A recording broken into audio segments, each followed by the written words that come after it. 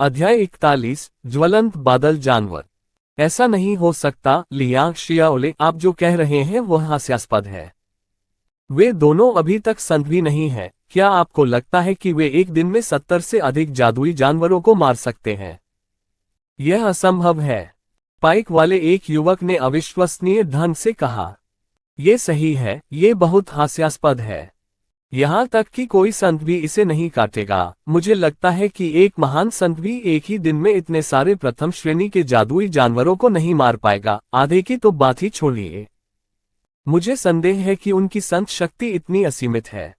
एक धनुषधारी कन्या ने संदेह से कहा।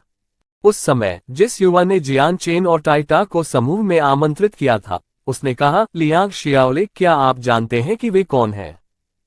हमारी कारगात अकादमी में इतने अद्भुत लोग कब आए? वे संत नहीं हैं, लेकिन कक्षा 1 के जादुई जानवरों को आसानी से हरा सकते हैं। आखिर वे कौन हैं? ये कहते हुए, जैसे उसे तुरंत कुछ एहसास हुआ, उसके चेहरे का रंग तेजी से बदल गया। लियांग शियाओले का चेहरा गर्व से भरा लग रहा था, मानो उसने कोई सम्मानजनक काम किया हो। शांत स्वर में उसने कहा, मैं आपको ये बता सकती हूँ, जिसने आपको अपने बैटलेक्स के लिए एक राक्षस कोर का व्यापार किया था, वह वही था जिसने अकादमी को परेशान कर दिया था। टाइटा, हेडमास्टर का प्रशिक्षु। दूसरा व्यक्ति वार्षिक फ्रेशमैन प्रतियोगिता का फ्रेशमैन शासक चांगयांग जियांगतियान है। उत्साह में आपस में बात करने से पहले सभी लोग घबराकर चिल्लाने लगे। तो ये वे दो असामान्य लोग थे। इसमें कोई आश्चर्य नहीं कि उनकी ताकत इतनी मजबूत थी। ऐसा नहीं हो सकता। ऐसा कहा जाता है कि टाइटा ने लाइब्रेरी में लॉर्ड चेंग से लड़ाई की। वह चांगयांग जियांगतियान ही था जिसने सेंट का दी युन को एक गहन द्वंद्व में हराया था। मैं वहां लड़ाई देख रहा था। चांगयांग जियांगतियान की ताकत वाकई अद्भुत थी। मैंने सुना है कि लाइब्रेरी के बाहर मध्य रैंक वाले सेंट लुओ जियान चांगयांग जियांगतियान से निपटने में सक्षम नहीं थे, और अंत में उन्हें अपने सेंट हथियार का उपयोग करने के लिए भी मजबूर होना पड़ा। लियांग शियाओले के बोझ के बिना टाइटा और जियान चेन की गति तेजी से बढ़ गई थी, और इसलिए दोनों जल्द ही तीसरे क्षेत्र में पहुंच गए। जब उन्होंने पहली बार तीसरे क्षेत्र में प्रवेश किया तो शुरू में उन्हें दोनों क्षेत्रों में कोई अंतर नहीं दिखा, लेकिन वे जितना आगे बढ़े, यह उतना ही अधिक नारकीय होता गया।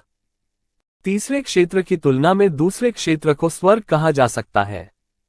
जंगल में सभी प्रकार के जादुई जानवर थे, और भूमि दलदल से भरी हुई थी, इसलिए यदि कोई सावधान नहीं होता तो वे खुद को पानी के अंदर फंसा हुआ पाते।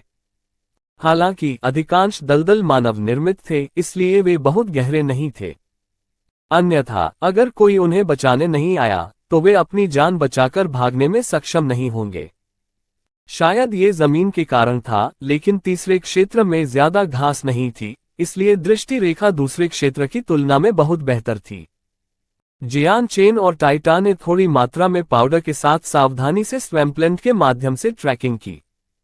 इस प्रकार का पाउडर एक प्रकार का प्रतिकारक था जो कीड़ों को काटने से रोकता था। चांगयांग जियांगतियान, ऐसा लगता है जैसे आप जंगल से परिचित हैं। क्या ऐसा हो सकता है कि आप पहले भी यहां आ चुके हों? आप इतने अद्भुत कैसे हो सकते हैं? टाइटा ने अपने शरीर पर हरी धूल की परत को देखते हुए कहा।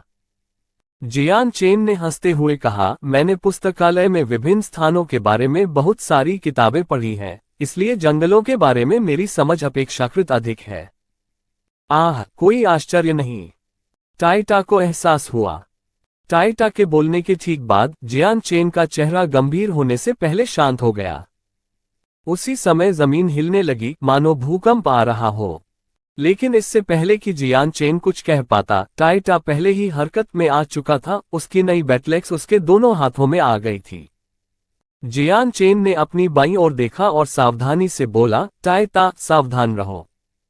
इस बार ऐसा लग रहा है कि हमारा सामना किसी बड़े जादुई जानवर से हो गया है। हाँ, टाइटा ने अपना सिर हिलाया क्योंकि उसके चेहरे पर भाव गंभीर हो गए। क्योंकि वे तीसरे क्षेत्र में थे, ये कक्षा 1 का जादुई जानवर नहीं था, बल्कि कक्षा 2 का जादुई जानवर था, जो कक्षा 1 के जादुई जानवर से कई गुना अधिक मजबूत था। यह एक महान संत के विरुद्ध समान स्तर पर लड़ सकता है। हालांकि इसकी आक्रमण शक्ति अभी उतनी मजबूत नहीं थी, फिर भी इसकी ताकत को कम नहीं आंका जा सकता था। जैसे ही उन दोनों ने घबराहट से इधर उधर देखा, जादुई जानवर आखिरकार सामने आ गया। इसके पूरे शरीर पर लाल रोए थे और ये 3 मीटर लंबा और 5 मीटर चौड़ा था। इसके मुंह से बाहर निकले हुए इसके 2 लंबे दांत थे, जो देखने में ऐसे लगते थे जैसे वे आसानी से मांसपेशियों में घुस सकते हैं। यदि यह इस तथ्य के लिए नहीं होता कि जादुई जानवर की नाक छोटी थी, तो जियान चेन ने सोचा होगा कि यह एक जानवर था जिसे वह अपनी पिछली दुनिया में मिला था, हाथी। लेकिन ये जादुई जानवर हाथी से भी बहुत बड़ा था। टाइटा, सावधान रहें, ये कक्षा 2 का जादुई जानवर है, ज्वलंत बादल जानवर। यह अपने मुंह से आग उगल सकता है और इससे निपटना काफी कठिन है। जियान चेन ने जादुई जानवर का नाम बोला। क्योंकि उसने पुस्तकालय में बहुत सारी किताबें पढ़ी थीं, वह अधिकांश जादुई जानवरों को पहचान सकता था और यहां तक कि उनकी कुछ विशेष क्षमताओं के बारे में भी जानता था। टाइटा ने केवल सिर हिलाया, क्योंकि उसने बिना शब्द कहे अपना सारा ध्यान ज्वलंत बादल जानवर पर केंद्रित किया, जो किसी भी क्षण हमला करने के लिए तैयार था। हो! विशाल ज्वलंत बादल जानवर ने दहाड़ते हुए अपने चारों खुरों को जियान चेन और टाइटा की ओर बढ़ाना शुरू कर दिया। जमीन पर पड़ने वाली हर मोहर के साथ धरती हिलने लगती थी। जियान चेन की आंखें एकाग्रता से चमक उठीं। मैं इस पर सामने से हमला करूंगा। टाइटा, तुम चारों ओर जाओ और उस पर पीछे से हमला करो। आगे बढ़ते हुए वह सीधे ज्वलंत बादल जानवर के सिर की ओर हवा में कूद गया। जिस क्षण जियान चेन चला गया, टाइटा ने भी चलना शुरू कर दिया और जानवर के चारों ओर चक्कर लगाकर उसके पीछे की ओर आ गया।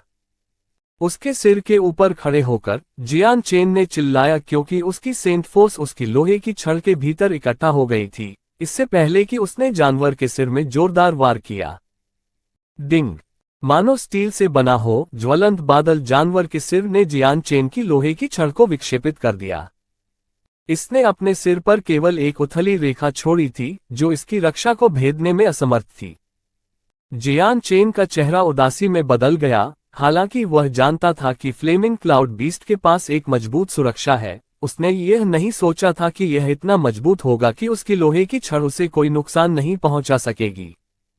उसने उस हमले में अपनी सारी ताकत लगा दी थी और अप्रत्याशित रूप से इसमें कुछ भी नहीं हुआ था। अरे! दहाड़ के साथ टाइटा आगे कूदा और अपनी जबरदस्त ताकत का इस्तेमाल करते हुए अपने युद्ध कुल्हाड़ी से ज्वलंत बादल जानवर के बट पर हमला कर दिया।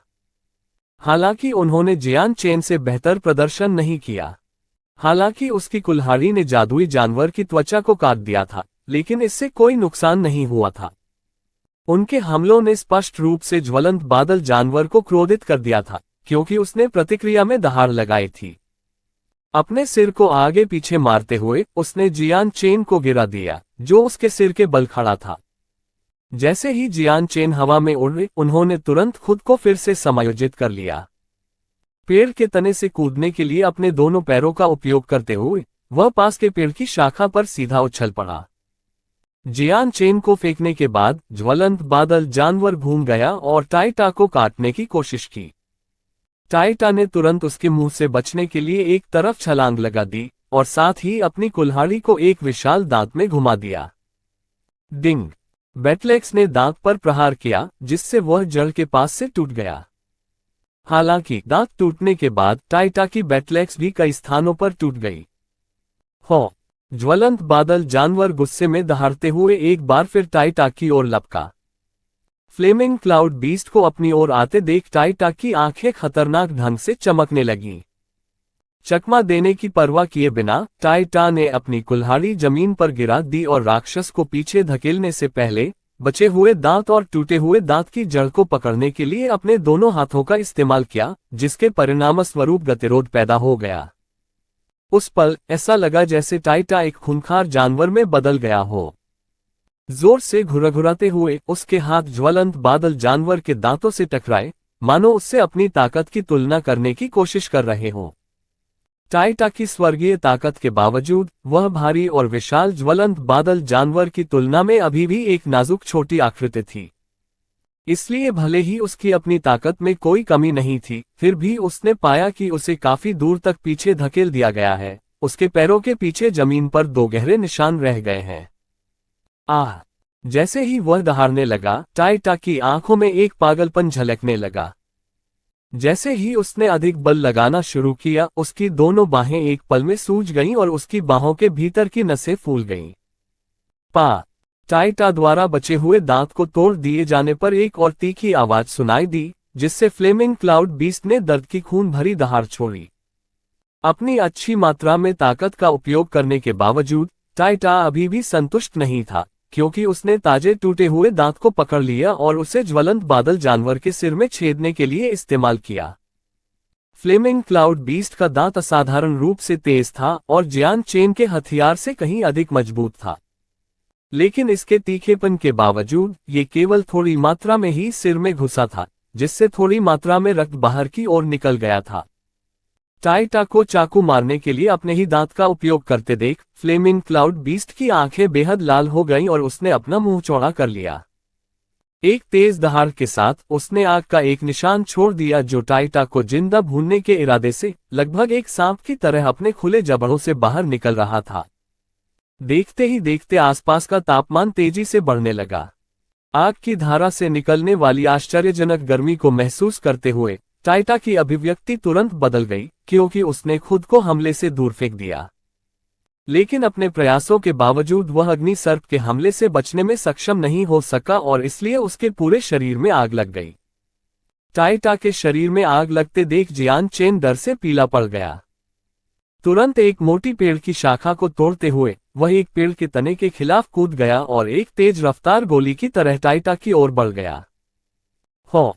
धधकते बादल का जानवर एक बार फिर दहाड़ा और अभी भी जल रहे टाइटा की ओर बढ़ा। उसने अपने जबड़े चौड़े करके उससे निगलने की कोशिश की, बिना इसकी परवाह किए कि वह आग में है या नहीं। जैसे ही ज्वलंत बादल जानवर टाइटा को निगलने वाला था, जियान चेन अंततः टाइटा तक पहुंच गया था। अपनी दोनों भुजाओं का उपयोग करते हुए जियान चेन ने टाइटा को जादुई जानवर के जबड़े से 10 मीटर दूर खींचने के लिए पेड़ की शाखा को अपने हाथ में लहराया।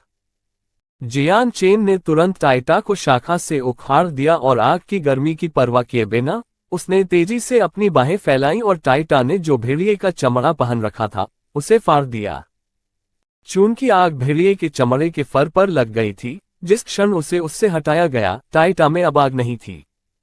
टाइटा की फटी हुई अकादमी वर्दी नीचे दिखाई दे रही थी। टाइटा ने फर्श से उठने की जहमत नहीं उठाई, बल्कि शिकायत करते हुए जमीन पर लौटना शुरू कर दिया। गर्म गर्म, मैं गर्मी से मर रहा हूं, ये जल रहा है। उसे इस तरह शिकायत करते देख जियान चेन ने अनुमान लगाया कि टाइटा को कोई बड़ा नुकसान नहीं हुआ है। हालांकि उसके सारे बाल जल गए थे, जिससे वह गंजा हो गया था। एक भी बाल नहीं बचा, यहां तक कि उसकी भौहें और पलकें भी जल गई थीं। अध्याय 42, सड़क किनारे डकैती। टाइटा, क्या तुम ठीक हो? जियान चेन ने चिंता में पूछा। टाइटा ने अपना सिर हिलाया। उसने एक लंबी सांस छोड़ी और दबी आवाज में बोला, मैं ठीक हूं, लेकिन गर्मी ने मुझे सचमुच परेशान कर दिया है, इसे सहना कठिन था। जब तक आप ठीक हैं। जियान चेन ने राहत की सांस ली। जब उसने देखा कि टाइटा आग की लपटों में घिरी हुई है, तो जियान चेन को ईमानदारी से टाइटा की भलाई के बारे में काफी चिंता महसूस हुई। अचानक जियान चेन की आंखें सख्त हो गईं और वह हरे भरे पेड़ को देखने के लिए पीछे मुड़ा। उसकी आंखें चमक उठीं और उसका मुंह भी मुस्कुराहट का संकेत देने के लिए ऊपर उठ गया। होंग होंग हान। जैसे ही ज्वलंत बादल जानवर जियान चेन की ओर बढ़ा, जमीन फिर से हिलने लगी। उसके प्रत्येक कदम के साथ पृथ्वी कांपने लगी। ज्वलंत बादल जानवर अपने मुंह से आग निकालता रहा, मानो वह उत्तेजित हो। टाइटा का चेहरा सख्त हो गया जब उसने आग उगलते बादल जानवर को देखा। चांग्यांग जियांग तियान, इस आदमी की त्वचा काफी सख्त है। हम उसे कैसे मारेंगे? जियान चेन ने भी गंभीर चेहरे से जानवर को देखा। फ्लेमिंग क्लाउड बीस्ट का शरीर पूरी तरह से त्वचा की एक मजबूत परत से ढका हुआ है। जब तक हम संतों के स्तर तक नहीं पहुंच जाते, हमारे हथियार मुश्किल से ही इसकी खाल को काट पाएंगे। फिलहाल हमारा एकमात्र मौका फ्लेमिंग क्लाउड बीस्ट की आंखों से हमला करके उसके मस्तिष्क पर वार करना है। जैसे ही जियान चेन पीछे चला गया, ज्वलंत बादल जानवर दहाड़ने लगा और एक और नागिन आग छोड़ने के लिए अपने जबड़े खोले। जियान चेन और टाइटा दोनों उससे बचने के लिए किनारे की ओर बढ़े। जियान चेन ने लोहे की छड़ को कसकर भींच लिया और चिल्लाते हुए बोला, टाइटा, इसे मेरे लिए विचलित कर दो। चिंता मत करो, यह मुझ पर छोड़ दो। टाइटा ने पास की एक चट्टान उठाए और उसे ज्वलंत बादल जानवर पर फेंक दिया और विपरीत दिशा की ओर भाग गया। फ्लेमिंग क्लाउड बीस्ट से ठीक उसी स्थान पर टकराने से पहले चट्टान हवा में घूम गई जहां टाइटा ने दांत तोड़ दिया था।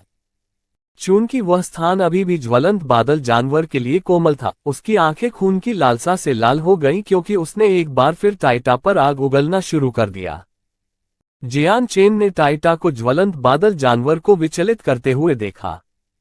उसने लोहे की छड़ को इतनी जोर से पकड़ा कि वह विकृत होने लगी थी। तेजी से आगे दौड़ते हुए वह ज्वलंत बादल जानवर के सिर की ओर झपटा। जियान चेन की गति काफी तेज थी। जैसे ही वह जमीन पर उछला, उसके चारों ओर की घास तेज हवा के झोंकों से हिल गई, जिससे ऐसा लगा जैसे वह उड़ रहा हो। कुछ ही देर में जियान चेन ज्वलंत बादल जानवर के सिर पर पहुंच गया था। जानवर द्वारा उगल रही आग की धाराओं की तीव्र गर्मी की परवाह किए बिना वह जानवर के सिर पर उतरने के लिए एक बार फिर हवा में कूद गया। अपने दाहिने हाथ में लोहे की छड़ लेकर उसने तुरंत उसे ज्वलंत बादल जानवर की आंखों में घोंप दिया। हालांकि जियान चेन तेजी से आगे बढ़ गया था, लेकिन फ्लेमिंग क्लाउड बीस्ट भी प्रतिक्रिया देने में धीमा नहीं था। इससे पहले कि लोहे की छड़ आंख में छेद कर पाती, जानवर ने अचानक अपनी आंखें बंद कर लीं। जियान चेन की आंखें बस एक सेकंड के लिए चमक उठी जब उन्होंने ज्वलंत बादल जानवर को अपनी आंखें बंद करते देखा। ध्यान केंद्रित करते हुए जियान चेन ने अपनी आत्मा को सघन किया और चाहा कि वह उसकी लोहे की छड़ में प्रवेश कर जाए। जैसे ही उसने लोहे की छड़ के नुकीले सिरे को ढांक दिया, उसने उसे ज्वलंत बादल जानवर की पलक में घुसाने की कोशिश की। फिर लोहे की छड़ बिना किसी कठिनाई या प्रतिरोध के पलक को भेद गई। तुरंत ज्वलंत बादल जानवर की आंख से खून निकलने लगा। हो! ज्वलंत बादल जानवर ने अचानक एक भयानक चीख छोड़ी जिसने आकाश को हिलाकर रख दिया, क्योंकि वह घूम गया और सभी दिशाओं में बेतरतीब ढंग से गूंज उठा। जियान चेन ने अपने दाहिने हाथ पर अधिक दबाव डाला, आंखों से मस्तिष्क पर वार करने के प्रयास में लोहे की छड़ को और भी अंदर धकेल दिया। ज्वलंत बादल जानवर की चीखें और अधिक सुनसान हो गईं क्योंकि वह आगे पीछे हिलने लगा।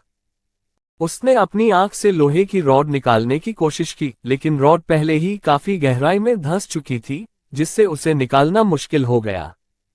जैसे ही उसने जियान चेन को हटाने के लिए अपना सिर हिलाया, दर्द और अधिक तीव्र हो गया। अपने सिर को हिलाने के 2 प्रयासों के बाद फ्लेमिंग क्लाउड बीस्ट के लिए दर्द इतना तीव्र था कि उसने अब और हिलने की हिम्मत नहीं की। दर्द से कराहते हुए ज्वलंत बादल जानवर जमीन पर गिर गया, जहां उसने लड़ने के लिए अपना अंतिम संघर्ष शुरू किया। हालांकि घाव घातक नहीं था, लेकिन उसकी कपाल नसों को हुई क्षति को सहन करना अत्यंत कठिन था। ज्वलंत बादल जानवर को जमीन पर गिरते हुए देखकर जियान चेन खुशी से झूम उठा और चिल्लाया, टाइटा, जल्दी से लोहे की छड़ को और अंदर तक चलाओ। टाइटा की स्वर्गीय शक्ति को देखते हुए ये कार्य किसी और के लिए अधिक उपयुक्त नहीं हो सकता। ठीक है, मैं अपने रास्ते पर हूं। टाइटा दौड़ते समय खुशी से चिल्लाया, अब उसे एहसास हुआ कि जीत हाथ में है। टाइटा तेजी से फ्लेमिंग क्लाउड बीस्ट के पास पहुंचा और लोहे की छड़ को पकड़कर अपने दाहिने हाथ से फ्लेमिंग क्लाउड बीस्ट की आंख में 1 मीटर अंदर तक धकेल दिया। छड़ का केवल एक छोटा सा भाग ही बाहर निकला हुआ रह गया था। हो! जानवर की अब तक की सबसे तेज चीख निकली, जिससे टाइटा और जियान चेन के कान क्षण भर के लिए बहरे हो गए। इसके साथ ही ज्वलंत बादल जानवर ने अपनी आखिरी ऊर्जा खर्च की और जमीन पर गिर गया। उसने फड़कना बंद कर दिया और उसकी दूसरी आंख धीरे धीरे बंद हो गई। ये देखकर कि जानवर अंततः मर गया, जियान चेन और टाइटा राहत की सांस लेने से खुद को नहीं रोक सके। क्लास 2 जादुई जानवर फ्लेमिंग क्लाउड बीस्ट उतना अद्भुत नहीं था, लेकिन इसकी सुरक्षा असाधारण रूप से ऊंची थी। ऐसे में इसे मारना बेहद मुश्किल काम था। अंततः यह मर गया। ये जादुई जानवर बहुत कष्टकारी था। इससे आग भी भड़क गई और मेरे सारे बाल जल गए। टाइटा ने उदास भाव से उसके गंजे सिर को छुआ। जियान चेन केवल हंस सकता था जब उसने टाइटा को अपने बालों और कपड़ों पर उदासी से देखा। आपको कम से कम कुछ तो पहनना चाहिए, उसने अपने स्पेस बेल्ट से एक और भेड़िए की खाल निकालते हुए कहा। भेड़िए की खाल कुछ ऐसी थी जिसे उसने और टाइटा ने तैयार किया था। उनके बेल्ट के भीतर कई सेट रखे हुए थे ताकि उन्हें नए कपड़े बदलने की जरूरत पड़े। क्योंकि वे ऐसे जंगल में थे जहां लड़ाई आम बात थी, कपड़े बदलने की मांग पर्याप्त नहीं हो सकी। टाइटा ने बिना कुछ कहे इसे स्वीकार कर लिया और एक झटके में उसने उस खाल को पहनने योग्य कपड़ों में बदल दिया। बाद में जियान चेन और टाइटा ने मॉन्स्टर कोर को निकाला और अपने रास्ते पर चलते रहे। जियान चेन और टाइटा के दृश्य से गायब होने के बाद एक लाल लिबास वाली आकृति पेड़ों से नीचे गिरी। वह आकृति लगभग 30 वर्ष की एक लंबी महिला थी जिसने उग्र लाल कपड़े पहने हुए थे। उसकी शक्ल बहुत सुंदर नहीं थी, फिर भी वह सौम्य शांत वातावरण दे रही थी। महिला ने ज्वलंत बादल जानवर के शव को देखा और उसके चेहरे पर आश्चर्य स्पष्ट रूप से लिखा हुआ था। एक गहरी सांस छोड़ते हुए महिला ने खुद से कहा, टाइटा और चांग्यांग जियांग तियांग, आप दोनों वास्तव में प्रतिष्ठा के हकदार हैं। ये सोचना कि आपकी ताकतें इतनी अद्भुत हैं, आप दोनों अभी तक संत भी नहीं हैं और आप अपनी सुरक्षा के लिए जाने जाने वाले कक्षा 2 के जादुई जानवर को मारने के लिए नियमित लोहे के हथियारों का उपयोग करने में कामयाब रहे।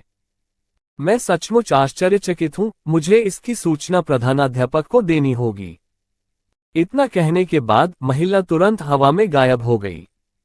जैसे ही महिला गायब हुई, अन्य 5 युवक समाशोधन में आ गए।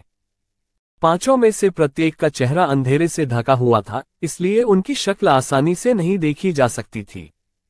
हालांकि उनकी जर्जर अकादमी वर्दी देखी जा सकती थी क्योंकि उन्होंने अपने हथियार ऊपर उठा रखे थे। 2 के हाथ में बड़ी तलवारें थीं जबकि दूसरे के हाथ में बड़ी कुल्हाड़ी थी। लंबे और मजबूत शरीर वाला आखिरी युवक समूह के पीछे चलते हुए अपना हथौड़ा ऊपर उठाए हुए था। ध्वनि से पता चलता है कि चीख इसी क्षेत्र से आई थी। एक महान तलवारधारी युवक ने बाकियों से कहा। कुल्हाड़ी ले जाने वाले छात्र ने अपना सिर हिलाया, बुरा नहीं, अगर जादुई जानवर बहुत दूर नहीं भागा तो उसे अभी भी आसपास ही होना चाहिए। वह पीछे चला गया क्योंकि उसके सामने का दृश्य देखकर उसकी आंखें चौड़ी हो गईं। तुम लोग देखो, वह क्या है? उसने इशारा किया। अपने दोस्त की बात सुनकर सभी की नजरें आगे की ओर चली गईं और उन्होंने देखा कि जमीन पर एक पहाड़ जैसा लाल शरीर पड़ा हुआ है जो किसी जादुई जानवर जैसा लग रहा था। चलो देखते हैं। एक झटके में वे पांचों जादुई जानवर के शरीर के पास पहुंचे। हालांकि जब उन्होंने जादुई जानवर को पहचान लिया तो उनके चेहरे गंभीर हो गए। उनमें से सबसे अनुभवी व्यक्ति शरीर के करीब गया और खून से सने बालों को एक हाथ से छूकर बोला, यह एक ज्वलंत बादल जानवर है। इसकी सुरक्षा बहुत ऊंची है लेकिन इसके हमले उतने मजबूत नहीं हैं। खून अभी तक सूखा नहीं है और अभी भी गर्म है, इसलिए यह अभी अभी मर गया होगा। ऐसा प्रतीत होता है कि जो चीख पुकार हमने पहले सुनी थी वह इसी से थी। जियान चेन के पैरों के निशान की दिशा देखने से पहले तलवार चलाने वाले युवक ने अपने चारों ओर देखा। आइए उन नक्शेकदम पर चलें और देखें कि वास्तव में इस ज्वलंत बादल जानवर को किसने मारा। यदि उनकी ताकत काफी अच्छी है तो हम उन्हें अपने समूह में शामिल कर सकते हैं ताकि हम आसानी से अधिक जानवरों का शिकार कर सकें। लेकिन अगर वे हमसे कमजोर हैं। उसके चेहरे पर हल्की सी मुस्कान तैरने लगी। ये सुनकर बाकी चारों युवाओं ने भी यही बात सोची, उनके चेहरों पर बुरी मुस्कान दिख रही थी। इसके तुरंत बाद उनमें से 5 ने तुरंत टाइटा और जियान चेन का पीछा किया। फिलहाल जियान चेन और टाइटा सावधानी से जंगल के भीतर चल रहे थे। जादुई जानवरों के साथ साथ जमीन पर मौजूद कुछ दलदलों से खुद को बचाने के लिए वे दोनों बहुत तेजी से आगे नहीं बढ़ रहे थे। उसी समय जियान चेन के कानों को कुछ पता चला।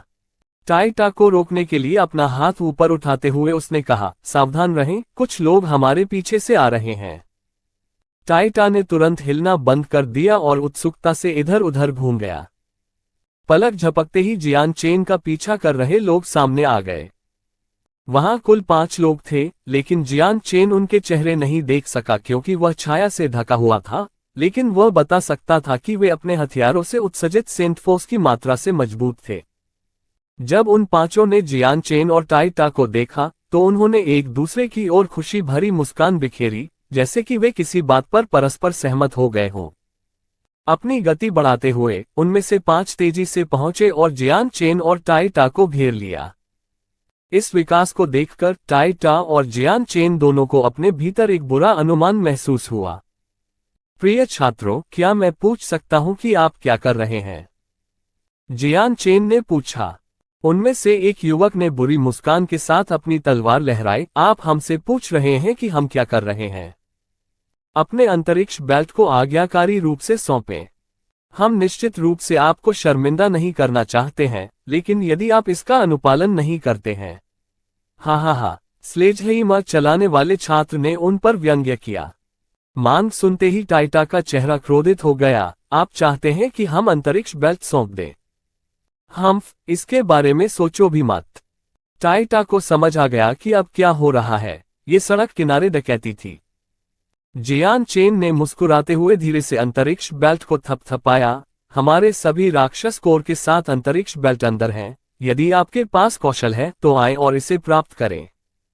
हालांकि वे जानते थे कि वे सभी 5 संत थे, न तो जियान चेन और न ही टाइटा को डर का कोई एहसास हुआ। जब बात यहां तक पहुंच गई तो इसके लिए हमें दोष न दें। सब लोग मिलकर आक्रमण करो। उनमें से 5 तुरंत उन दोनों पर हमला करने के लिए आगे बढ़े, लेकिन उनके हमले घातक क्षेत्रों पर लक्षित नहीं थे। 5 ने स्पष्ट रूप से समझा कि वे सभी छात्र अभी भी चोरी करना एक बात थी और इसलिए लड़ना भी एक बात थी, लेकिन उन्हें विरोधी पक्ष के जीवन को घातक रूप से खतरे में डालने की अनुमति नहीं थी। अध्याय 43 जवाबी चोरी। जियान चेन और टाइटा तुरंत किनारे की ओर बढ़े। 2 दिनों तक लगातार जादुई जानवरों से लड़ने के बाद मोटी खोपड़ी वाले टाइटा ने भी युद्ध का अनुभव प्राप्त करना शुरू कर दिया था। इसका फल मिला। जैसे ही टाइटा ने आने वाले हमले को चकमा दिया, उसने तेजी से पलटवार करते हुए सहजता से हमलावर के पैर पर अपनी कुल्हाड़ी घुमा दी। हालांकि उनके सामने वाले समूह से निपटना कठिन साबित हो रहा था। जैसे ही बैटलेक्स उनमें से एक की जांघ में मारने वाला था, एक तलवार उड़ गई और टकराने की आवाज के साथ बैटलेक्स पर लगी। डैंग! टाइटा की बैटलेक्स बाधित होने के कारण धातु का धातु से मिलन हुआ। टाइटा की भयानक ताकत के कारण बैटलेक्स मूठ पर रुकने से पहले तलवार के ब्लेड को नीचे गिराता रहा। तुरंत तलवार पकड़े हुए युवक को अचानक महसूस हुआ कि उसकी पूरी बांह सुन्न हो गई है, क्योंकि कुल्हाड़ी उसकी बांह पर लगी, जिससे उसका पूरा हाथ हिल गया। युवक आश्चर्यचकित रह गया और अपने दोस्तों से चिल्लाया, सभी लोग सावधान रहें, इस आदमी की ताकत असामान्य रूप से मजबूत है। बेहतर होगा कि आप उसकी पहुंच में न आए। चेतावनी सुनकर टाइटा से लड़ रहे अन्य 2 छात्र तुरंत अधिक सतर्क हो गए और उसकी विशाल बैटलेक्सल से बचने की कोशिश की। बगल में जियान चेन तलवार थामे हुए दूसरे युवक के साथ तीव्रता से लड़ रहा था। हालांकि जियान चेन का हथियार केवल एक जंग लगी लोहे की छड़ थी, लेकिन उसकी लड़ने की क्षमता टाइटा से कम नहीं थी। वह भी कमजोर नहीं था, क्योंकि वह अपनी चपलता का उपयोग करके अपने प्रतिद्वंद्वी की चाल को आसानी से पार कर सकता था। एक खुला स्थान देखकर जियान चेन ने बिजली की तेज गति से अपनी लोहे की छड़ को प्रतिद्वंद्वी की जांघ में घोंप दिया। चूंकि यह अकादमी में एक और छात्र था, इसलिए उसने मारने का लक्ष्य रखने की हिम्मत नहीं की, बल्कि घायल करने का लक्ष्य रखा। जियान चेन की गति इतनी तेज थी कि छात्र के पास प्रतिक्रिया करने का समय नहीं था और वह केवल सदमे में देख सकता था, क्योंकि लोहे की छड़ उसकी जांघ में घुस गई थी। युवक दर्द से कराह उठा, क्योंकि उसके चेहरे का रंग उड़ गया था और उसके माथे से पसीना टपक रहा था। अपने साथी की चीख सुनकर दूसरे तलवारधारी का चेहरा बदल गया। जियान चेन से व्यक्तिगत रूप से लड़ने में असमर्थ, उसने अपने दोस्त से चिल्लाकर कहा, हैरी, क्या तुम ठीक हो? हालांकि वह युवक अब जियान चेन पर हमला नहीं कर रहा था, लेकिन जियान चेन उसे इतनी आसानी से छोड़ने वाला नहीं था। जैसे ही जियान चेन उसकी ओर बढ़ा, सेंट फोर्स जियान चेन की मुट्ठी में सिमट गई, क्योंकि उसने अचानक युवक की छाती पर मुक्का मारा। अभी भी तेज गति से चलते हुए उन्होंने युवाओं की शिकायतों को सुनने से इनकार कर दिया, या यहां तक कि युवाओं की प्रतिक्रिया की प्रतीक्षा करने से भी इनकार कर दिया। जियान चेन की हथेली एक सांप की तरह चुपचाप निकली और दूसरी हथेली सीधे छाती पर लगी। पेंग। जियान चेन की मुट्ठी से युवक हवा में उड़ गया क्योंकि उसके मुंह से खून निकल रहा था। दोनों को भेजने के बाद वह तुरंत टाइटा की सहायता के लिए गया। फिलहाल टाइटा एक कठिन लड़ाई में उलझा हुआ था और पहले ही 3 लोगों से नुकसान उठा चुका था। उसने जो भेड़िए की खाल पहन रखी थी वह पहले ही कटकर उसके घावों से रिस रहे खून के कारण बर्बाद हो चुकी थी। यदि उसका अत्यंत टिकाऊ शरीर और ईश्वरीय शक्ति न होती तो अन्य लोग उसके विरुद्ध लड़ने और उसे जमीन पर गिराने से नहीं डरते। जियान चेन की उपस्थिति के साथ टाइटा का दबाव काफी हद तक कम हो गया था। युद्ध में जियान चेन की ताकत बेहद मजबूत थी और यहां तक कि सामान्य संत भी उससे बराबरी से लड़ने में सक्षम नहीं थे। जियान चेन के खिलाफ कुछ सेकंड की करीबी लड़ाई के बाद टाइटा को घेरने वाले तीनों पहले ही हारना शुरू कर चुके थे। उनमें से प्रत्येक को नई चोटें लगी थीं और इसके तुरंत बाद वे सभी 5 फर्श पर दर्द से कराह रहे थे। अब उनमें हिलने डुलने की ताकत नहीं रह गई थी। जियान चेन ने टाइटा पर कई घावों को देखा और कुछ चिंता के साथ पूछा, टाइटा, क्या तुम ठीक हो? टाइटा ने अपना सिर हिलाया और कहा, मैं ठीक हूं, मेरा शरीर काफी सख्त है। उन्होंने जमीन पर छटपटा रहे 5 लोगों के समूह की ओर इशारा करते हुए कहा, हमें उनके साथ क्या करना चाहिए? इसके बारे में सोचते हुए जियान चेन के चेहरे पर अचानक एक अजीब सी मुस्कान आ गई। टाइटा, जाओ उनके स्पेस बेल्ट इकट्ठा करो और बेल्ट वापस देने से पहले उनके सभी राक्षस कोर ले लो। जियान चेन को सुनकर जमीन पर मौजूद 5 लोग कठोर हो गए और उनके चेहरे पीले पड़ गए। उनमें से कुछ लोग आक्रोश से लाल हो रहे थे। उनके स्पेस बेल्ट में कोर उनके जीवन के लिए 2 दिनों के निरंतर संघर्ष के दौरान अर्जित किए गए थे। अभी तीसरा दिन बीतने में आधा दिन ही बचा था। यदि अब वे अपने सभी राक्षसी कोर खो देते हैं तो वे निश्चित रूप से मिशन को विफल कर देंगे। टाइटा हंसे। बिना किसी हिचकिचाहट के उसने तुरंत जियान चेन के आदेशों का पालन किया और उनसे सभी 5 अंतरिक्ष बेल्ट छीन लिए। जियान चेन ने अपने हाथ में खूनी लोहे की छड़ से उन्हें घूर कर देखा, जैसे कोई बाघ अपने शिकार को देख रहा हो ताकि उन्हें कोई अचानक हरकत करने से रोका जा सके। 5 छात्रों ने मूल रूप से वापस लड़ने की योजना बनाई थी, लेकिन जब उन्होंने जियान चेन को खूनी लोहे की छड़ को पकड़ते हुए देखा तो उन्होंने तुरंत विरोध करने के बारे में सभी विचार छोड़ दिए और आज्ञाकारी रूप से टाइटा को अपना स्पेस बेल्ट लेने दिया।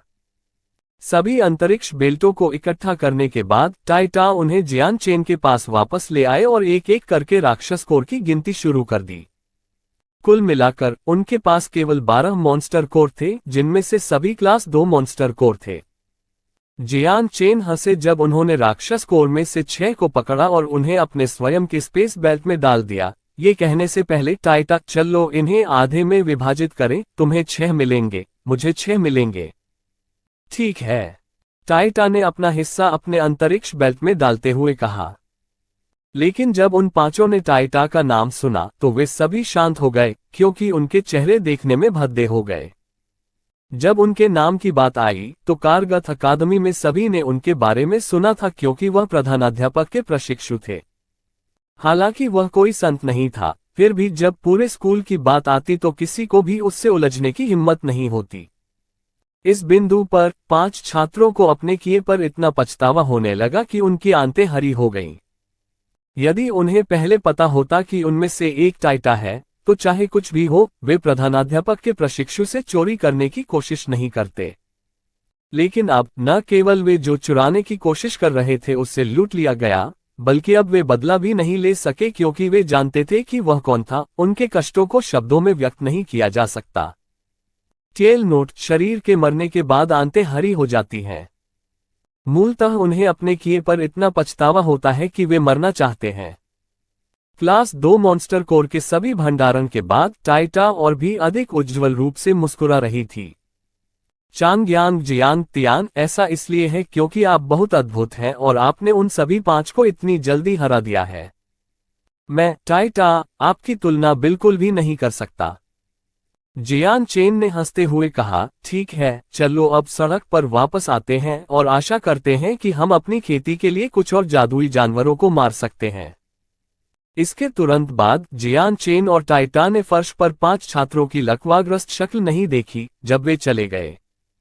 जब दोनों जंगल में गायब हो गए तो उनमें से एक युवक जोर जोर से गाली देने लगा, अरे हमारा क्या दुर्भाग्य है। ये सोचने के लिए कि हम हेडमास्टर के प्रशिक्षु के पास आए और फिर असाइनमेंट में असफल हो गए। इतना ही नहीं, बल्कि हमसे बदला लेने में सक्षम हुए बिना ही हमारे राक्षसों को हमसे छीन लिया गया। कितना खराब भाग्य। जिस युवक ने पहले स्लेज हथौड़ा उठाया था उसने कर्कश आवाज में कहा, ये सब कुछ नहीं है। यह मत भूलो कि यह सिर्फ टाइटा नहीं था जिसने हम पर हमला किया था, वहां एक और था। सभी की आंखें चमक उठी। आप चांगयांग जियांग तियान के बारे में बात कर रहे हैं। स्लेजहेइमा छात्र ने अपना सिर हिलाया, ये सही है, टाइटा को प्रधानाध्यापक का समर्थन प्राप्त है, इसलिए हम उससे बदला नहीं ले सकते। लेकिन चांगयांग जियांग तियान को उतना समर्थन नहीं है। लेकिन चांगयांग जियांग तियान की ताकत हालांकि बहुत मजबूत है। जब वह अकेला था तो हम पांचों उसे नहीं हरा सके, तो हम उसे कैसे हराएंगे? दूसरे व्यक्ति ने पूछा। ये सही है, और सबसे महत्वपूर्ण तथ्य ये था कि चांगयांग जियांग तियान बहुत तेज था, हम उसके किसी भी हमले से बच भी नहीं सके। तलवार चलाने वालों में से एक ने कहा, ये वही व्यक्ति था जिसकी जांघ जियान चेन द्वारा छिदवाई गई थी। फिर कुल्हाड़ी वाले व्यक्ति ने अचानक अपना मुंह खोला, आप लोग भूल जाते हैं कि चांगयांग जियांग तियान ने पहले ही अकादमी में लॉर्ड चेंग और मास्टर लुओ जैसे कई लोगों को नाराज कर दिया है, जिनकी ताकत हमसे अधिक है। यदि हमें उनके साथ शामिल होने का अवसर मिल सकता है तो देर सबेर हमें उस पर हमला करने का मौका मिल जाएगा। ... पलक झपकते ही आसमान का रंग फीका पड़ने लगा। तीसरे क्षेत्र में जादुई जानवर दूसरे क्षेत्र की तुलना में बहुत कम प्रचुर मात्रा में थे। आधा दिन बीत चुका था, लेकिन जियान चेन और टाइटा को केवल कुछ जादुई जानवर मिले थे। जब भी उनका सामना किसी से हुआ तो उन्हें उसे मारने के लिए कठिन संघर्ष का अनुभव हुआ। उस दोपहर के भीतर उन दोनों ने केवल 7 क्लास 2 मॉन्स्टर कोर प्राप्त किए थे। दूसरे क्षेत्र में उनके इनाम की तुलना में ये संख्या स्पष्ट रूप से महत्वहीन थी। लेकिन जब उन्होंने सोचा कि जिन 5 छात्रों ने पहले उन पर हमला किया था, उन्होंने संत होने के बावजूद 2 दिनों में केवल 12 कक्षा 2 मॉन्स्टर कोर कैसे प्राप्त किए, तो उनके दिल को थोड़ी राहत महसूस हुई। दूसरे की तुलना में तीसरे क्षेत्र में ये बहुत अधिक बेचैन करने वाला था, क्योंकि राक्षसों को मारना बहुत कठिन था। इसके अलावा चूंकि राक्षसों की संख्या कम थी, इसलिए अधिक लोग दूसरों को लूटने के इच्छुक थे। जियान चेन और टाइटा द्वारा पहले के 5 छात्रों के खिलाफ लड़ने के बाद लुटेरों के साथ उनकी 3 अन्य मुठभेड़ें हुई। कम से कम प्रत्येक समूह में 4 लोग थे और अधिक से अधिक एक समूह में 7 लोग थे। लेकिन अंत में उन्होंने प्रत्येक चुनौती को विजयी रूप से पार कर लिया और अन्य समूहों से सभी राक्षसों को छीन लिया। लेकिन जिस बात ने जियान चेन को उदास कर दिया था वह ये थी कि 4 के जिस समूह ने पहले उन पर हमला किया था उसके पास एक भी राक्षस कोर नहीं था, लेकिन अन्य 2 समूहों के पास अंत में कुल 33 क्लास 2 राक्षस कोर थे। जब रात हुई, जियान चेन और टाइटा आग के पास बैठ गए और एक जादुई जानवर का मांस भून रहे थे। दोनों थके हुए लग रहे थे। दूसरे क्षेत्र की तुलना में तीसरा क्षेत्र कहीं अधिक थका देने वाला था। इस बिंदु पर टाइटा की अकादमी वर्दी अनिवार्य रूप से चली गई थी।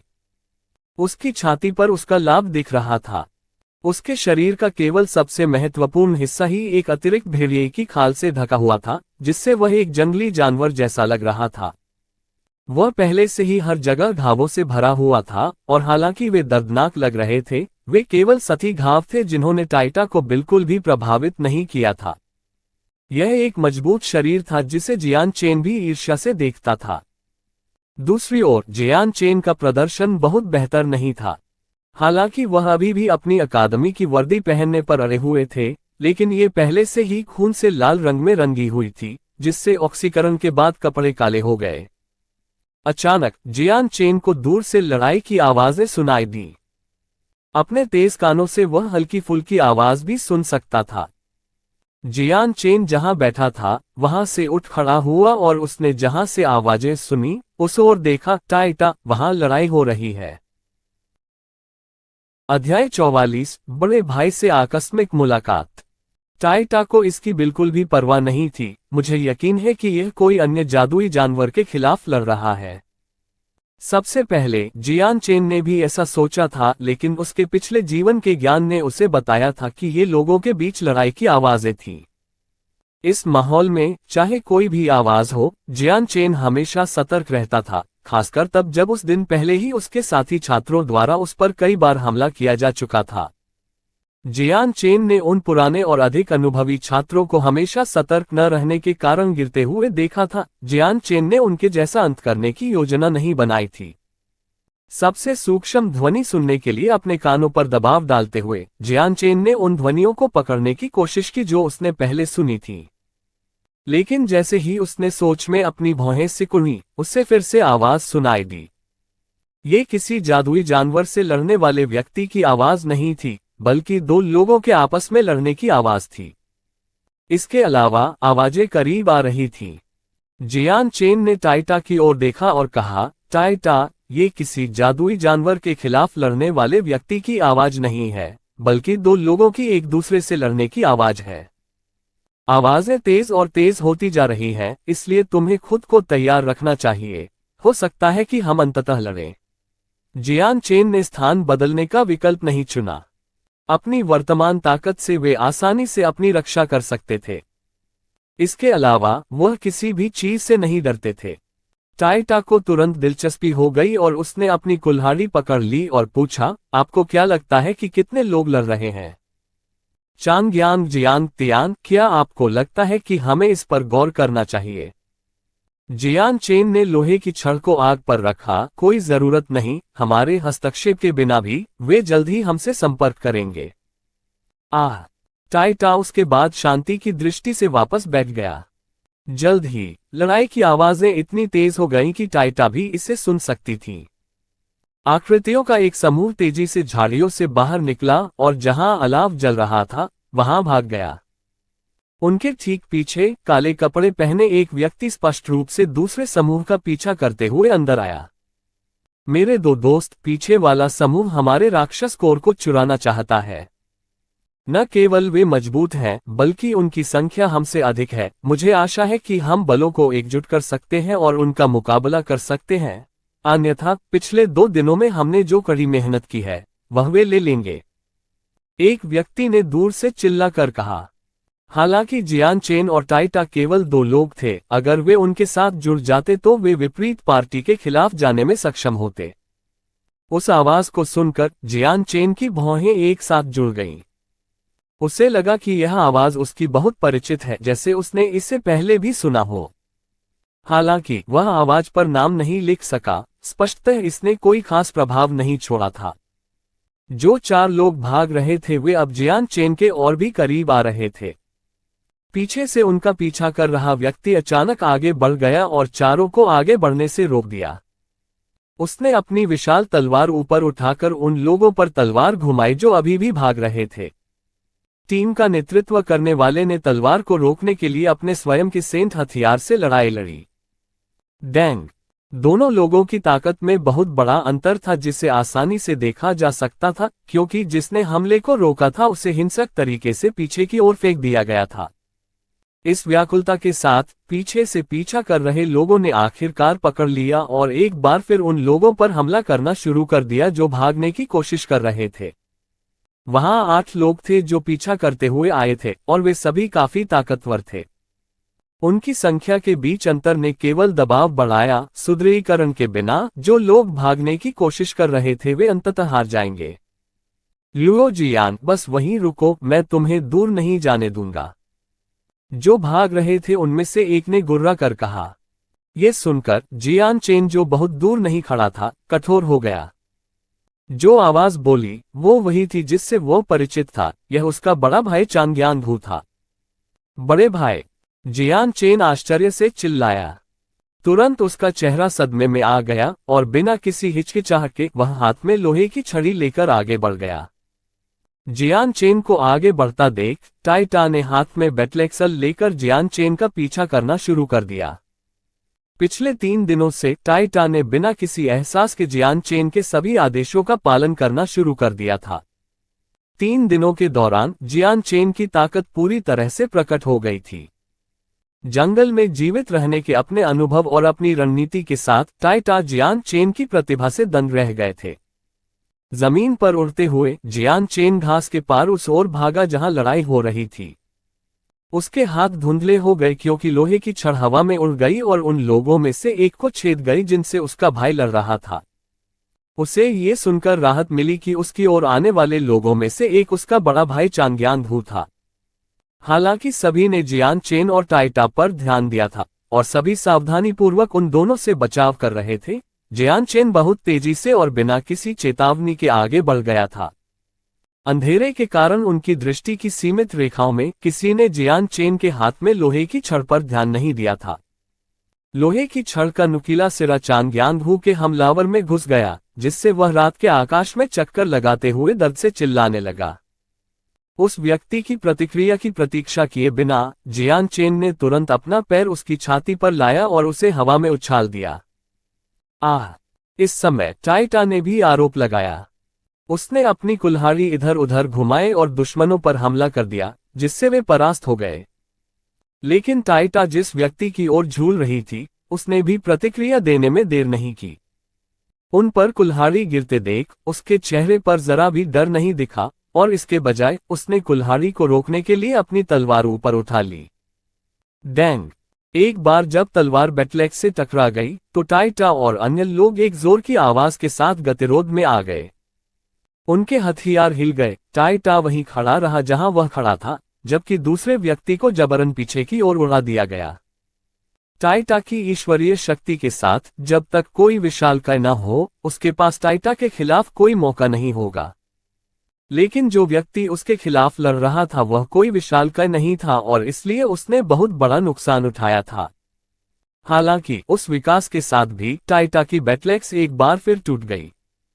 हालांकि ताकत में अंतर बहुत बड़ा था। अगर टाई टा ने अपने बैटलैक्स को अपने स्वयं की सेंट फोर्स के साथ कवर नहीं किया होता तो बैटलैक्स बहुत पहले ही नष्ट हो गया होता। टाई टा ने अपनी बैटलैक्सल लहराते हुए एक गुर्राहट छोड़ दी। लुटेरों के समूह ने टाई टा का सामना करने के लिए अन्य 2 लोगों को भेजा। डांग!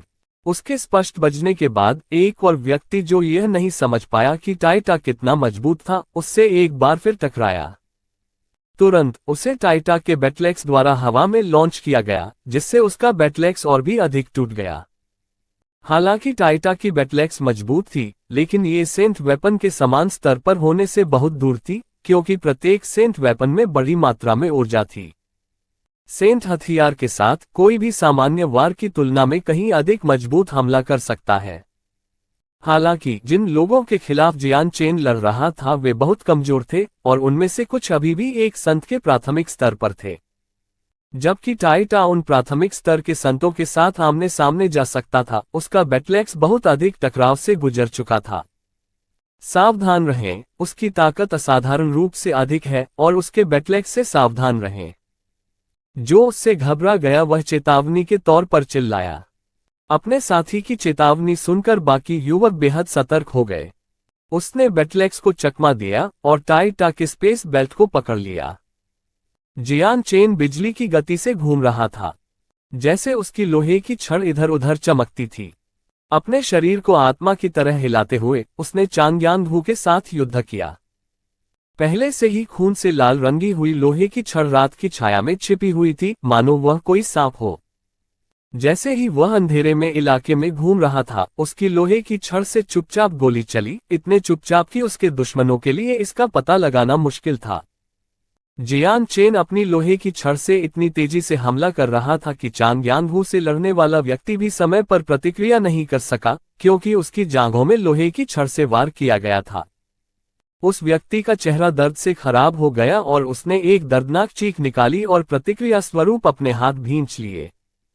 चांग्यान इतना विनम्र नहीं था कि उसके उबलने का इंतजार कर सके और उसने तुरंत अपने प्रतिद्वंद्वी के बाएं कंधे पर चाकू मार दिया। तुरंत वह फिर से दर्द से चिल्लाया क्योंकि उसका बायां हाथ कट गया था। तलवार ने हड्डी को काट दिया, जिससे उसकी बांह थोड़ी मात्रा में मांस से जुड़ी रह गई। जैसे ही उसने उसे पकड़ा, खून की धार बह निकली। एक सियान रंग की रोशनी ने रात को रोशन कर दिया, क्योंकि उन सभी ने एक विशाल तलवार को प्रकट होते देखा और जियान चेन की ओर झुकते हुए देखा। हवा ने संत बल को जिम्मेदार ठहराया। सियान प्रकाश को तलवार पर घिरा देखकर जियान चेन का अपना चेहरा सख्त हो गया। उसने तुरंत गहन कदम उठाए और मृग तृष्णा की तरह हवा में पिघल गया। जैसे ही वह दूर हो गया, सियान तलवार तुरंत उस स्थान पर जा गिरी जहां जियान चेन खड़ा था। जियान चेन 3 मीटर की दूरी पर फिर से प्रकट हुआ, बहुत अधिक दूर नहीं। जिस व्यक्ति ने उस पर वार किया था वह अहंकारपूर्वक वहीं खड़ा रहा, खून से लाल रंगी हुई अकादमी की वर्दी पहने हुए। रात में उसका चेहरा ढका हुआ था, इसलिए जियान चेन उसे पहचान नहीं सका। जियान चेन की नजर समूह पर केंद्रित थी। उसने खर्राटे लेते हुए धीमी आवाज में कहा, लुओ जियान, मैंने नहीं सोचा था कि मैं तुमसे यहां मिलूंगा। जिस युवा जियान चेन ने संबोधित किया वह चौंक गया। उसने सोचा कि आवाज बहुत परिचित थी, इसलिए उसने ध्यान से जियान चेन को देखा। हालांकि रात का समय था, फिर भी आकाश में चमचमाती रोशनी थी जिससे उसे जियान चेन का चेहरा स्पष्ट रूप से देखने को मिला। हालांकि जंगल में 3 दिनों तक बिना साफ पानी के लगातार लड़ाई के बाद सभी के चेहरे काले पड़ गए थे। लोगों के लिए एक दूसरे का रूप आसानी से देख पाना असंभव था। हालांकि पास के चांगयांगहू ने जियान चेन की आवाज सुनी और उसका चेहरा सदमे में आ गया। उसे अपनी आंखों या कानों पर विश्वास नहीं हो रहा था। तुम चौथे भाई हो? चांगयांगहू आश्चर्यचकित था। जब जियान चेन की आवाज की बात आई तो वह इससे बहुत परिचित था। हंसते हुए लुओ जियान को अचानक एक एहसास हुआ, कोई आश्चर्य नहीं कि मैंने सोचा कि आपकी आवाज परिचित थी। तो आखिरकार यह चांगयांग जियांग तियान था। मैंने नहीं सोचा था कि आप संत बनने में सफल होंगे। मैं वास्तव में इस पर आश्चर्यचकित हूं। इतना कहने के बाद उसकी आंखें खतरनाक ढंग से चमक उठीं। जियान चेन ने पलटकर चांगयांगहू का सामना किया। बड़े भाई, हम बाद में बात करेंगे। अभी हमारे सामने जो संकट है उसे मैं दूर कर दूंगा। तुम दूसरों की मदद करो और लुओ जियान को मेरे पास छोड़ दो। अध्याय 45, लुओ जियान की हार।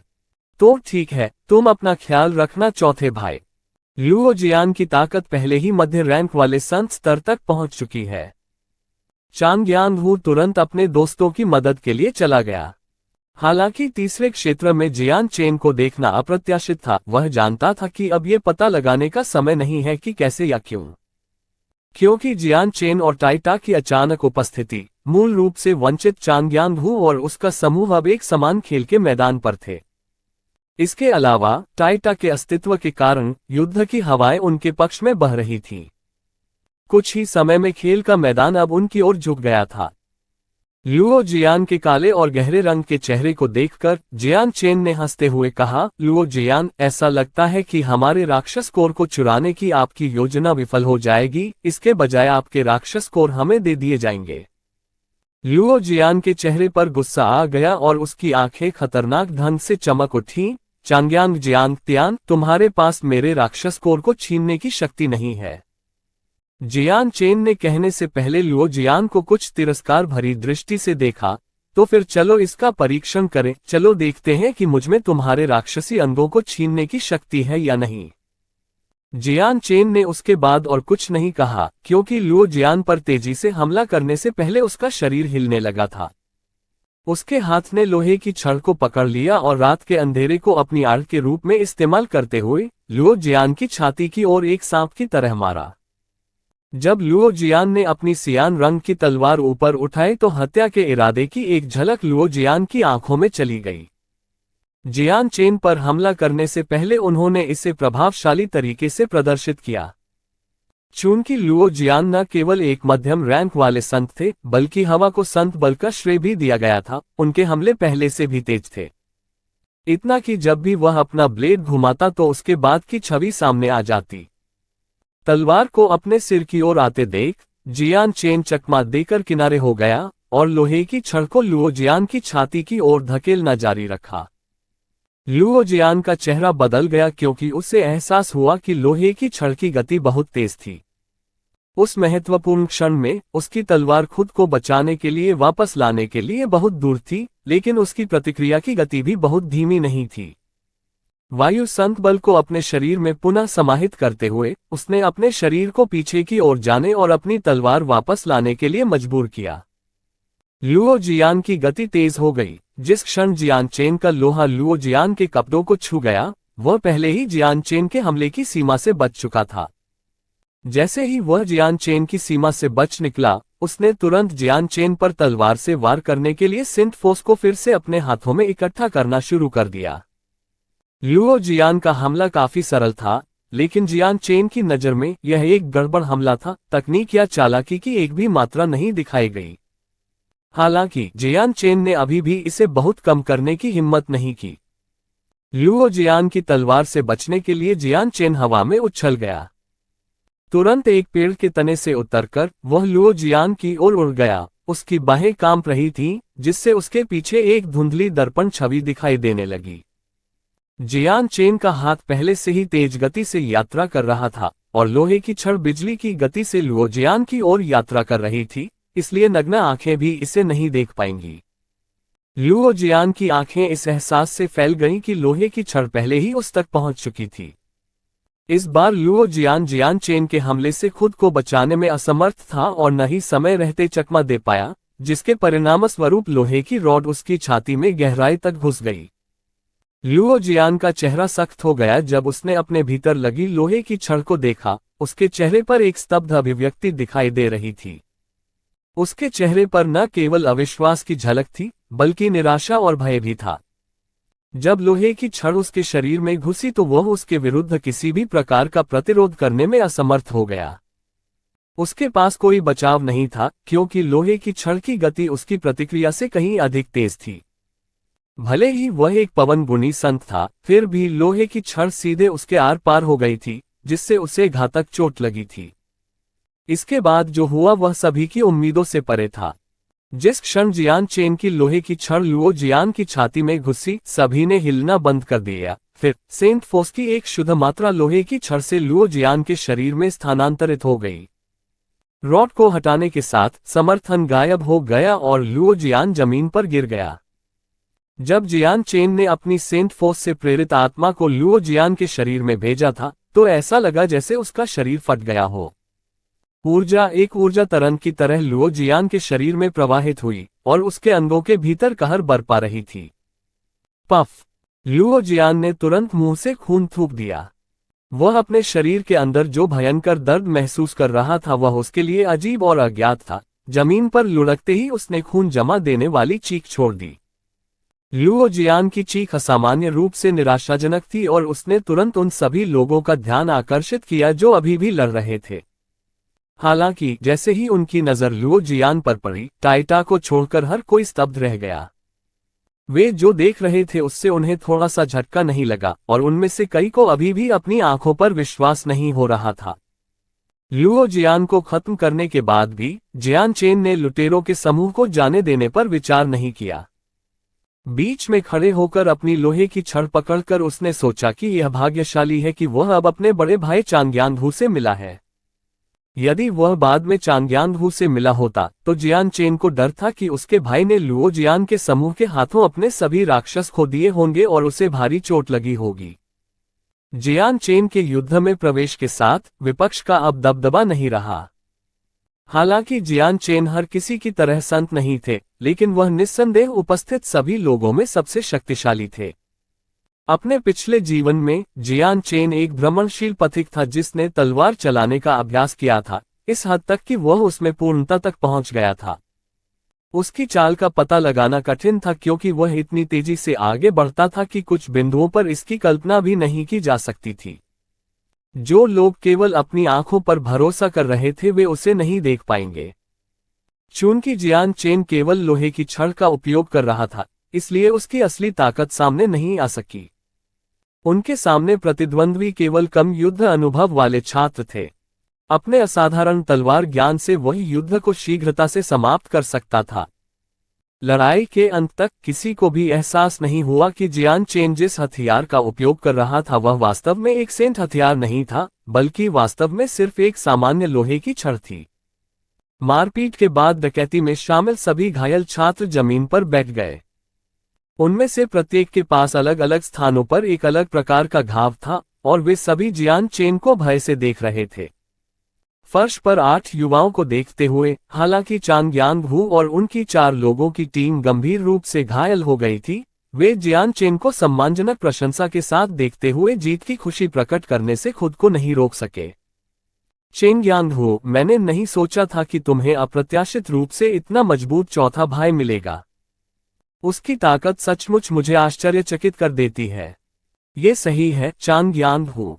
हालांकि हमने आपके चौथे भाई की ताकत के बारे में बहुत पहले सुना था, लेकिन मैंने अब तक नहीं सोचा था कि वह इतना अद्भुत था। यहाँ तक कि मध्य स्तर के संत लुओ जियान भी उससे हार गए थे। यदि यह आपके चौथे भाई की मदद के लिए नहीं होता, तो मुझे डर है कि हमारा समूह उन राक्षसी कोर की रक्षा करने में सक्षम नहीं होता जिन्हें पाने के लिए हमने इतनी मेहनत की है। तीनों युवाओं और चांग यांगहू के बीच एक दूसरे के साथ अच्छे संबंध थे। हाल की घटनाओं पर उत्साहपूर्वक चर्चा करते हुए उनमें से प्रत्येक ने खुशी से आह भरी। इस समय जियान चेन चांग यांगहू के पास पहुंचे और उनके घावों को देखा। उसने कुछ चिंता के साथ पूछा, बड़े भाई, क्या आपको कोई गंभीर चोट लगी है? ये सुनकर चांग यांगहू ने उदासीनता से अपना सिर हिलाया। जियान चेन को खुशी और आश्चर्य से देखते हुए उन्होंने उत्तर दिया, मैं ठीक हूं, बिल्कुल ठीक हूं। ये तो बस एक छोटा सा घाव है। मत भूलिए, आपके बड़े भाई के पास पृथ्वी का श्रेय सेंट फोर्स को दिया गया है, जिससे मेरी सुरक्षा में बहुत सुधार होता है। चांग यांगहू थोड़ा रुका और फिर पूछा, ये सही है, चौथे भाई, आप तीसरे क्षेत्र में कैसे पहुंचे? मुझे याद है कि जंगल में प्रवेश करने से पहले आपकी ताकत अभी भी संत स्तर से पहले थी। इसके अलावा आप लुओ जियान को हराने के लिए इतने अद्भुत कैसे हो गए? चांग यांगहू ने उत्सुकता से पूछा। जियान चेन ने हंसते हुए कहा, बड़े भाई, इस प्रकार की स्थिति को बाद में अच्छी और धीमी बातचीत में समझाया जाना चाहिए। फिलहाल हमें अभी भी हमारे सामने मौजूद समस्या का ध्यान रखना होगा। जियान चेन की नजर जमीन पर मौजूद कई छात्रों पर पड़ी। बड़े भाई, आपको क्या लगता है कि हमें इन लोगों को कैसे सजा देनी चाहिए? प्रश्न पर कुछ विचार करते हुए उन्होंने कहा, चौथे भाई, इसका समाधान तुम्हें ही करना होगा। यदि यह आप नहीं होते, तो मुझे डर है कि हमारे 4 लोगों के समूह के सभी राक्षस कोर चोरी हो गए होते। जियान चेन के चेहरे पर गहरी मुस्कान थी और उन्होंने कहा, उस मामले में उन पर दया करने की कोई जरूरत नहीं है। कम से कम हमें उनके सभी राक्षस कोर को उनके स्पेस बेल्ट से इकट्ठा करना चाहिए। जियान चेन के सुझाव को तुरंत सभी ने मंजूरी दे दी और इसलिए लुओ जियान के समूह की जहरीली और घृणित चकाचौंध के तहत उन्होंने जल्दी से सभी स्पेस बेल्टों को पकड़ लिया और राक्षस कोर को अंदर इकट्ठा कर लिया। उनकी सूची की जांच करने के बाद उनमें से 8 के पास कुल 130 राक्षस कोर थे। इतनी संख्या देखकर जियान चेन भी हैरान रह गए। चांग यांगहू ने प्रशंसा करते हुए कहा, मैंने नहीं सोचा था कि उनके पास इतने राक्षस कोर होंगे। ऐसा लगता है कि उन्होंने हमसे पहले कई लोगों को लूटा है। अन्यथा वे अपनी ताकत से 3 दिनों के अंतराल में इतने सारे राक्षसों को मारने में सक्षम नहीं होते।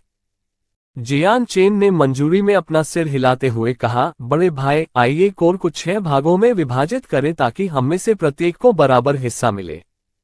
यह अच्छा नहीं है। जियान चेन नए स्पीकर की ओर मुड़े। चांग यांगहू की टीम के एक युवा ने कहा, चांगयांग जियांग तियान, हम इन राक्षसी कोर को प्राप्त करने में सक्षम होने का एकमात्र कारण यहाँ आपके और आपके साथी कॉमरेड थे। हमने कुछ भी नहीं किया, इसलिए आपको हमारे साथ कोर को विभाजित नहीं करना चाहिए और इसे आप दोनों के बीच रखना चाहिए। छात्र के सुझाव को अन्य 2 छात्रों ने तुरंत मंजूरी दे दी। उनमें से एक ने तुरंत कहा, ओ सही है। चांगयांग जियांग तियान, यदि आप और आपके मित्र नहीं होते तो हम चारों की ताकत जीतने के लिए पर्याप्त नहीं होती। मुझे डर है कि हम अपने राक्षसों की रक्षा करने में भी सक्षम नहीं होंगे। लेकिन अब जब हमारे राक्षस कोर उनकी पकड़ से सुरक्षित हैं, तो हम संतुष्ट हैं। आपको लुओ जियान और उसके दोस्तों से जो राक्षसी चीजें मिली, वे कुछ ऐसी हैं जो हम नहीं चाहते। सही है चांगयांग जियांग तियान, आप और आपके दोस्त की संयुक्त ताकत से आप इन राक्षस कोर को प्राप्त करने में सक्षम थे। हम इसे बांटने के लिए इतने बेशर्म कैसे हो सकते हैं? जब जियान चेन ने झूठ के किसी लक्षण की तलाश में उनके चेहरों को देखा तो उसकी आंखें चमक उठीं। हालांकि वह केवल सच्ची ईमानदारी ही देख सका, जिसमें बेईमानी का कोई निशान नहीं था। उन तीनों के प्रति उनका सम्मान बहुत बढ़ गया, लेकिन वास्तव में वे अपने बड़े भाई की सबसे अधिक प्रशंसा करते थे। उसने नहीं सोचा था कि उसके बड़े भाई को इतने अच्छे व्यक्तित्व वाले 3 दोस्त मिल सकेंगे। हालांकि चांगयांगहू का शरीर और दिमाग बाघ जैसा था, जियान चेन समझ गया कि उसका भाई बिल्कुल भी मूर्ख नहीं था। जियान चेन ने हंसते हुए कहा, इस स्थिति में सभी ने योगदान दिया था। यदि आप लोगों ने उन्हें नहीं रोका होता, यदि वे मुझ पर हमला करने के लिए किसी तरह लुओ जियान के साथ सेना में शामिल हो गए होते, तो मुझे डर है कि मैं तब हार गया होता। चलो इसके साथ चलते हैं। टाइटा और मैं राक्षस कोर का आधा हिस्सा लेंगे और आप लोग बाकी लेंगे और इसे आपस में बांट लेंगे। ये ठीक होना चाहिए, है ना?